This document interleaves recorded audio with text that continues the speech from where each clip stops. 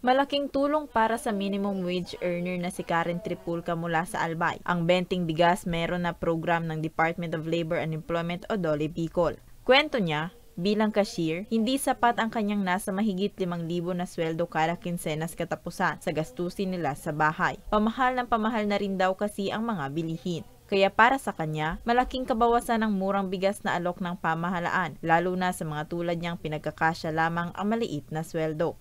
Dahil sa benting bigas po, nakakapagbayad na rin po kami sa pang-araw-araw.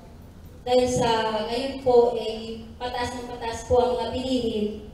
Dahil sa benting bigas, maraming may tutulong na po ito sa amin.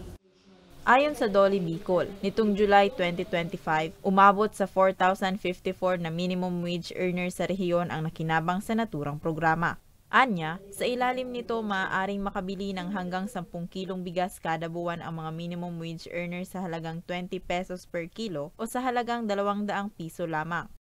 Nasa guidelines talaga natin at nasa listahan talaga natin yung mga participating establishments na alam natin na may minimum wage workers. Kaya yun po yung pinanghahawakan natin. At maya't-maya ay nag-uusap po, meron po tayong group chat kasama yung ating mga partners dito sa ating group monitoring.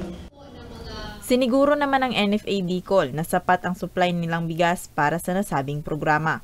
Kasi dahil po marami kami stocks, sa NFA naman po kasi, halimbawa, ang region na yan ay na-hit ng typhoon, kaya kung ano na calamities yan, pag nagkulang po ang stock, automatic po ang adjacent na mga region, nag-augment po yan ng stocks.